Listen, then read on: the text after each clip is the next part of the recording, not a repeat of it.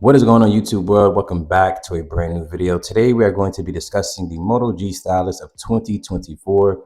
Reason for the video is the fact that it has Android 15, and yes, it is official, it is true. Motorola has updated a budget phone for a later software, which is a positive, which is something that shouldn't be praised, but based on their history, they don't typically do that. But something to consider if you're looking for a budget phone like this one here, even though there's a 2025 version of it.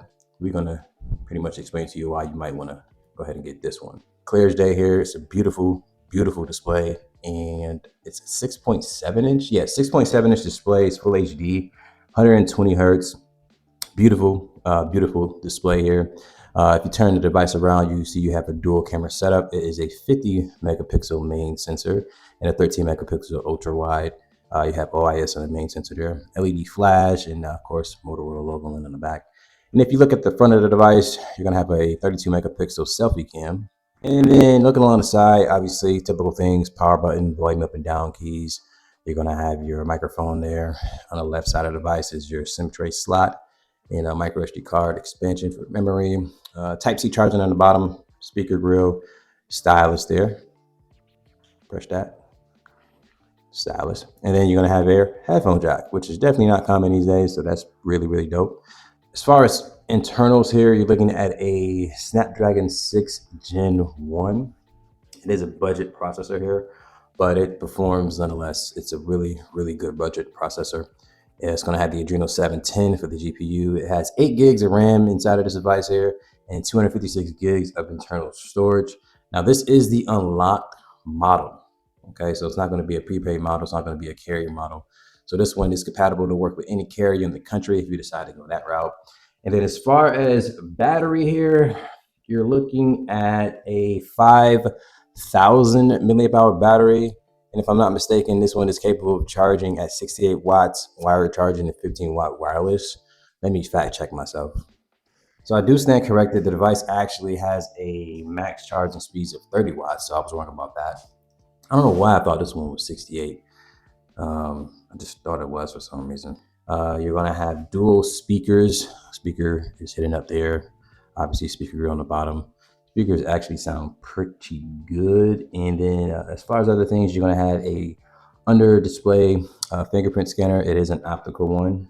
Now, everyday tasks, in and out of applications, opening up applications, you're not going to have any issues. It's a super breeze.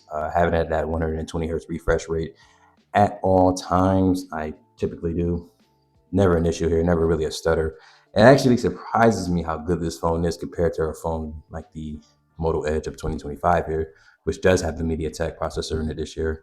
It's just not as smooth. Now, another thing too is the display. One of the positive things of the Motorola of 2024 is the fact that it had a AMOLED display, or excuse me, a OLED display, not AMOLED. Now, it isn't HDR capable or anything of that nature, but if you zoom in, you guys can see here on video, display is beautiful, like absolutely beautiful. And I do have it streaming at 4K right now. So yeah, you can definitely see, display is not going to be an issue for you. That looks really, really good. Really good, actually. It's even, I think it's translating on video actually, but yeah, beautiful display. So definitely one of the positive things about the device. The other thing is the cameras. The cameras on the device is actually really good as well too. So if I open up the camera app, I can show you guys a couple settings here. So obviously you see the regular camera app, and then you switch over to your wide angle. That's the wide angle camera, and then the regular camera, and then a digital zoom here. So you do have the capability of recording full HD. You have the capability of recording 4K, but when you do full HD, you got 60 frames per second. And when you do 4K, it's a max of 30 frames per second. So that's pretty much it. Now, when you switch around to the front camera, it's going to be pretty much the same thing. Front camera does 4K as well, and it also does full HD, but it's not 60 frames per second. So keep that in mind. But other than that, you got some other camera features, of course, regular photos, portrait, all that good stuff, night vision. Now, getting on to the next thing here, the battery life. The battery on the Moto G Stylus is nothing short of really good. You come to expect it from Motorola phones. That's one thing they definitely shine in. Battery life has always been one of the things that they focused on.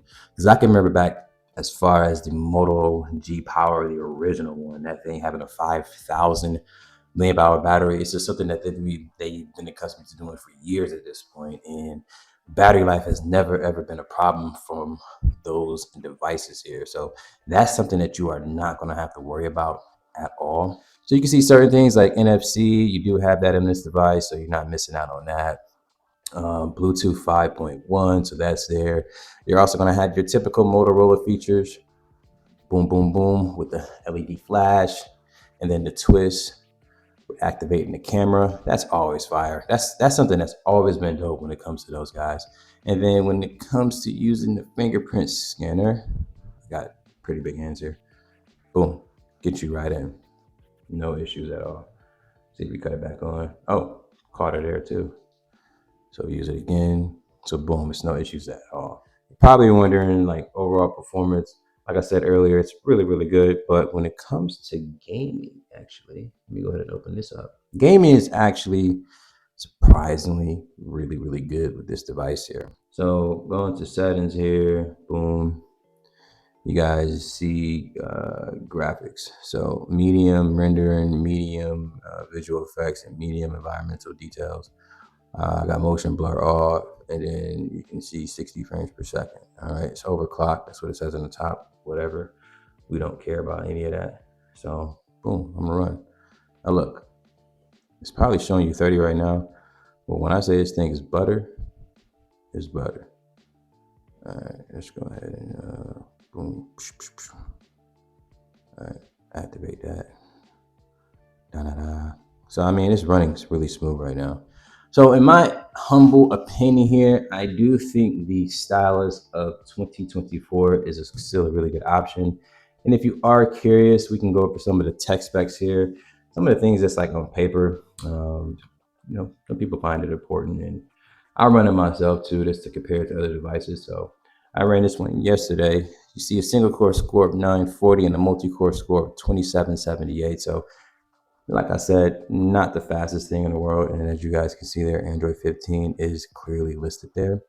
But still a really good performing device. Now, when it comes to seeing scores like this, a lot of people will get turned off and say, oh man, that thing is slow, blase, blase. But let me tell you something right now.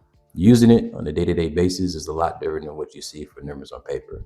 Now, when it comes to doing like intensive things, yeah, you're going to see a little bit of a slowdown, but nothing to be like upset about, in my opinion. I just don't think it's enough to be like, oh man, this phone is garbage, this phone is trash. I don't think it's anything of that nature. But here's a 10 a 10 to a 2 benchmark, so that's a score there. So 569, and I did a video just yesterday on the Moto Edge of 2025. So when you see this video, it's probably gonna be after that one, and it's about 100,000 points more than this. But in my opinion, I think this one is still a bit more smooth than the Edge.